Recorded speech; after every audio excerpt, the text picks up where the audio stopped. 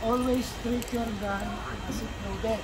Kahit wala yung laman, kahit anong klase, airsoft man o wheel steel, kailangan lagi nyo sa nakala nyo may laman. Okay? So, para magawa nyo yun,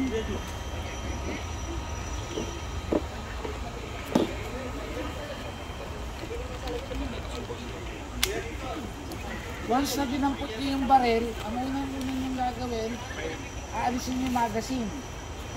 Okay? Alisin nyo yung magazine. Tapos, save in yung magazine, kakasan nyo siya, may lock, lahat ng baril may lock dito yan. Okay? Makikita nyo sa loob kung may laman o wala.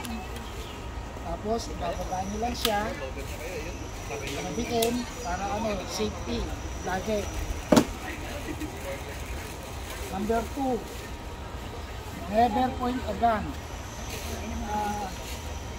to anything that you're not willing to destroy. Ibig sabihin, yung baril, lagi kailangan nakatutok sa safety area. Hindi ito laruan. Okay? Hindi ito may na kayo. Oh, tututok ng kanan. Bawal yun. Ang laging target nito, yung muscle na yan, kailangan nakapoint sa target. Okay? Number 3. Explain ko na yung sinabi niya, ang ibig sabihin sa Tagalog, ganyan na natin, medyo iwasan itutok ang baril sa bagay na ayaw mong masira o matamaan. Wag ho natin, kasi ang airsoft, tinatrato na rin po namin real steel. Kasi sa Pilipinas, alam naman po natin na maraming baril. Tama, mali? Tama. Okay. Kasi po, ang bala kasi once na naiputok mo, dire-diretso yan. So, either makakapatay ka o makakasakit ka. Yun ang ilalagay sa loob unless puputok na kayo. Huwag kayong yung daliri, lagi nasa labas. Pag ginawakan nyo yung baril, pagkakanan kayo, itong daliri ko lagi nasa labas. Pagkakaliwa naman kayo, itong daliri ko lagi nasa labas. Na unless na yung baril nyo nakatutok na sa target, tsaka mo lang siya ipapasok.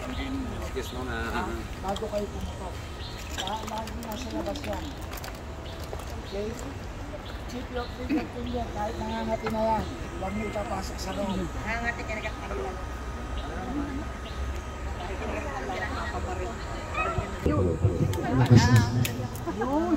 Dami nila eh. Okay, yung Kuya, saglit lang. huwag kayo papasok yung daliri nyo unless ready na kayong pumutok. Okay?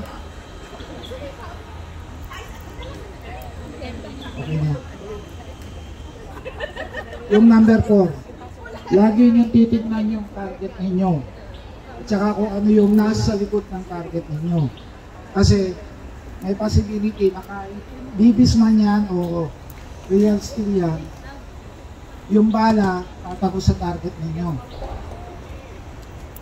Yun ang kaya halimbawa nakita nyo yung target na yun, walang tao ron, okay lang. Pero pagka may tao ron, wag nyong puputukan.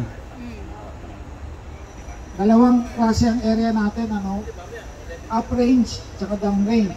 Down range, ayun, kung saan pumupunta yung bala. Yung up range, dito sa likod, safety area ko. Yung baril ninyo, pagka doon nakatutok, doon lang. Hindi nyo pwedeng iikot. Kung gusto nyo bumarap dito, lumaw doon kayo nakanak, ibaba yung baril nyo. Kaya kayo nakababa lagi. Pero always yung trigger finger lagi nasa labas. Okay? Ngayon, ito naman yung basic na yung basic operation itong baril. Okay?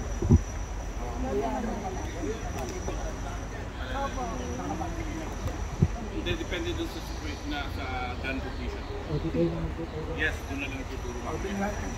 Okay. Pwede mo na i-explain yung condition 1 to 3. Gun condition, pwede mo na i-explain. Sa akin nakalapag lang. Tatlo. Condition 1, condition 2, tsaka condition 3. Condition 1, magazine on, nakakasa,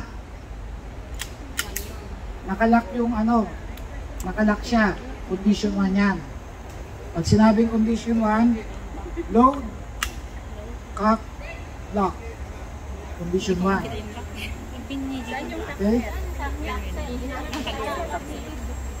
Ayan o.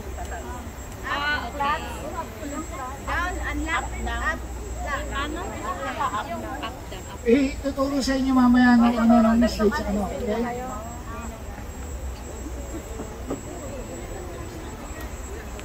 So napapansin ninyo, habang tinatanggal niya, sinisave niya yung barrel, nakatutok pa rin siya sa downrange. Okay? So, yung ulitin namin, number 1 dito sa practical shooting is safety. Safety, safety, safety. Yun lagi ang ano. Kasi ang barrel, actually ang barrel hindi delikado ang barrel. Hindi kasi siya ano. Tama, mali. Tama. Kasi ang mas delikado yung humahawak ng baril. Hindi nakakapatay ang baril. Ang nakakapatay yung humahawak. Lalo na kung hindi marunong. Kaya tinuturo kahit saan. Hindi kami experts, sandali lang, lilinawin lang namin. Hindi kami mga guns instructor. Isinishare lang namin kung ano yung nalalaman namin. Okay? So, ano man ang isi-share namin ngayon dito, at least, kahit konting man lang, is makakuha tayo ng konting kaalaman pagdating sa safety. Okay. Yung condition number 3 naman, lahat wala. Number 2, condition 2, magazine on, pero hindi nyo ikakasa. Nasa loob lang yan, hindi nyo ikakasa. Once ready, pag sinabi ng after the beat, may briefing naman. tsaka nyo lang siya ikakasa pag ang condition number 2. Okay? Ngayon, ang condition number 3 naman, totally wala. Lahat nasa labas.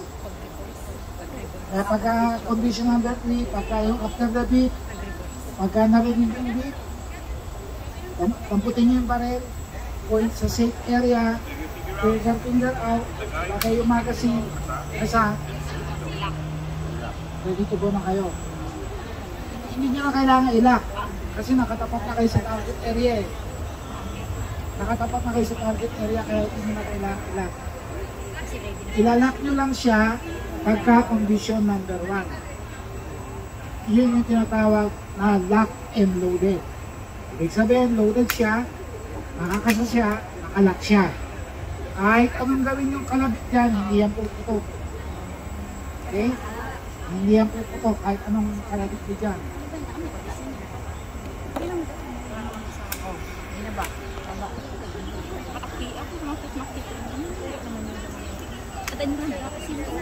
Okay, basic sighting naman tayo. Kung nakikita nyo, ito, tatlo yung kulay, di ba? Orange, tsaka yung green. Kailangan yung green nasa gitna ng orange. Ayan, madalawang kulay. Front side, rear side. Ito yung inyong rear side. Ito yung front side inyo. Kailangan ito, tsaka ito, pantay. Tapos ito, nakatutok sa target. Ito hindi pwedeng makataas sa ibabaw o nasa ilalim. Kailangan ng pantay. Hindi pwedeng ganun, hindi pwedeng ganun, hindi pwedeng ganun. Dapat nakapasok Ganyan. yung front side ninyo sa rear side ninyo. Side alignment ang tawag namin doon. Ganyan lagi ang nyo. Tapos, kung saan nakatutok ito, nandun ang target ninyo. Hindi pwedeng igilid, hindi pwedeng mababa, hindi pwedeng tataas, kailangan laging pantay. Okay? Pag gumawak kayo ng baril, itong klaseng baril na to,